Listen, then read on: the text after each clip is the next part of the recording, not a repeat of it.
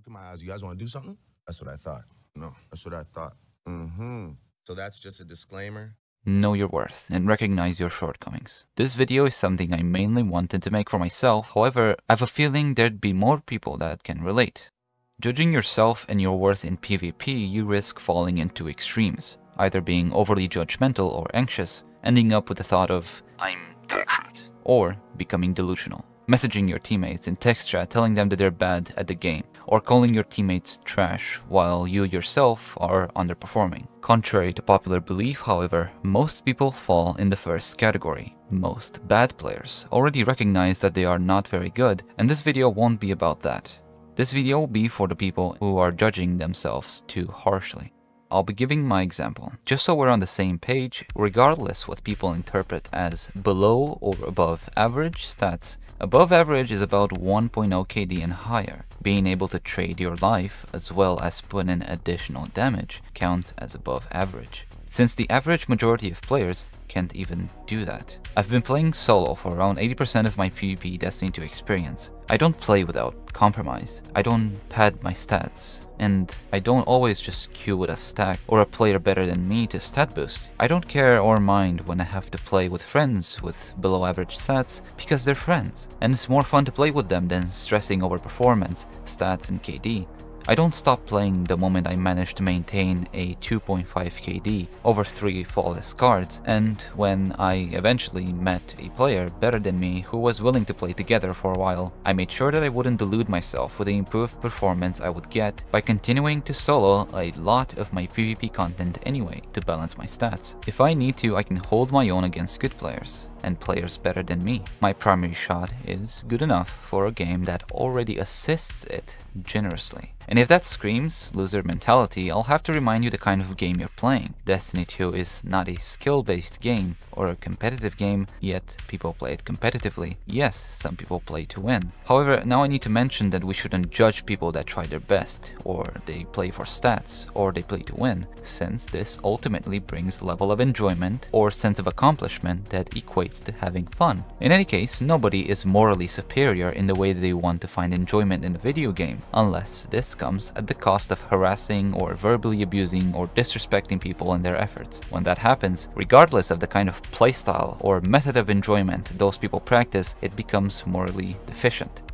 Personally, I recognize my shortcomings. Due to having a mainly solo experience, I've never managed to develop an understanding of efficient callout calling. I'm unfamiliar with location names, I'm inexperienced with describing my part or my efficiency in a matter of 1 or 2 words. And because of that, now I've found friends to play with that actually care to win. I'm unable to properly convey my thought process in a match and my decision making in a stressful situation in just a few words. Another shortcoming I have is stage fright, which reduces my game sensibilities. Generally, stage fright can come not necessarily through an audience or many or more people, but simply an audience consisting of a single person you have a lot of respect for, or a person that you wish to impress. Even if I could do better, I can't, because I feel like the person I respect will respect me even less, and my anxiety increases.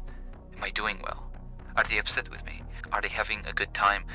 If not, am I part of the problem? These thoughts will greatly reduce confidence, which is a major key factor in winning matches.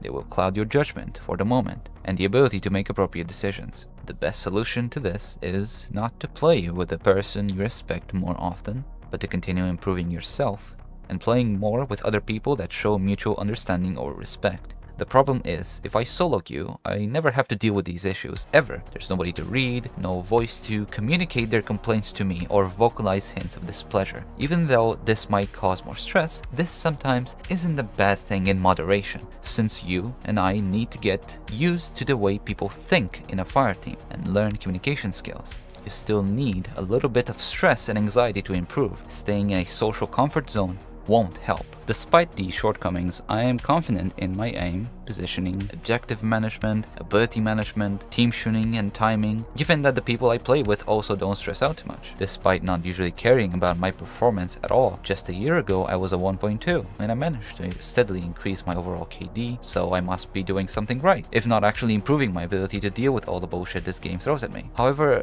let's now talk about exactly how much overall KD really matters. The bridge between a 1.5 player and 2.5 to 3.0 players isn't big at all whatsoever. It's not necessarily more skill and more gameplay experience. The difference is an effective team or stack, effective communication, and playing very carefully or passively in that team to pad your stats. To grow your stats, you have to stop playing the moment you start losing a very positive stat growth, since playing more will guarantee mathematically that the more times you die, your kill to death ratio will balance out to an average of 2 kills per death, regardless how unbelievably good you are. 2.0 doesn't mean you're just higher than average, it means you also have a team that gives you the opportunity to shine and doesn't require you to 1 versus 3 in a 3v3 game mode, and that way to exhaust yourself and your mental health. If you don't want to lose your stat growth, and let me be clear, this is not a bad thing. Some people come up with excuses such as, I have to hop off after this game, something came up and I have to go. And this happens even if they're 5 games into the session. Although it would be more honest and truthful to say, this is just not my day, I need to hop off after this game, it is totally okay, and nobody should feel guilty or entitled about it, since it all has to do with mental health and how much the person who cares about stats is willing to put up with nonsense. Personally, despite knowing it would cause me stress later on, I've always continued my sessions, pushing through despite those roadblocks. It's been a part of an exercise where I've attempted to discover what exactly makes me play worse when these mental struggles start to occur, and how I can overcome them. And so far I've realized a very important aspect, and this is one of the main points I wanted to share with this video. This is the ultimate solution, and it's something I have to remind myself constantly. Ironically, in my subconscious, eventually I start to care a bit too much about my performance and how well I'm doing. I keep going to third-party websites to track my performance to see how much I lost from a bad session, if my KD has gone up or down. And instead of that, if I want to keep playing, I should instead be thinking about having fun. This is something a lot of people struggle with and fail to realize while they're playing. Ask yourself, am I having fun? And if you're not having fun, then try to make the most out of the uncomfortable situation that you are in and make attempts to make your circumstances more fun. And this can be easier if you're playing with a friend. Have you seen this post? It perfectly sums up this issue and portrays a discourse that has been going on for the better part of a decade. People playing differently or for fun, but ending up caring too much about the game and caring too much about the fact that they're losing because they're playing differently. In which case, yeah, don't complain and try harder. I realized I fell into the same trap. The moment I attempted to shift my mentality, I queued up trials with the friend of a friend that had lower stats than me, and we had a much more enjoyable time than if either of us were to play solo or by caring too much about our matches. So to recap, the most important aspect in a video game is to have fun, and this means finding enjoyment in combat, build crafting, or straight up playing to win. When you realize what your main source of enjoyment is, whenever you find yourself caring too much about your performance, remember the reason you play the game. If you can't have fun, take a break, or play something else in the meantime. If you're having fun, remember to stay consistent in your way of thinking. You're not playing to win, so don't complain that others are playing to win. If you're having fun and winning, and the enemy team are trying hard, remember that you could also be losing under the exact same conditions. You could be having fun, losing,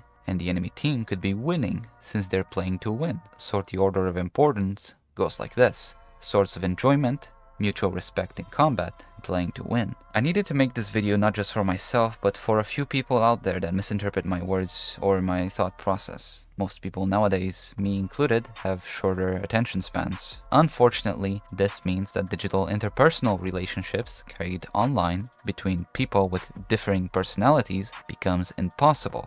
And when expressing opinions, this causes misunderstandings and further divisions. It's usually better to make a well-scripted essay video that people can listen to rather than trauma dump into their DMs, which requires patience to read and interpret. Again, this was a one-off video, and I will most likely never make a similar video like this again, but if I didn't do it, the thought of doing it would have continued to stress me, so there it is. I have quite a few more videos planned in the making, so stay tuned for those. One of them would be about how bows will be nerfed in the future, since we have a very good hint of what's going to happen. So stay tuned for that. Thanks for watching.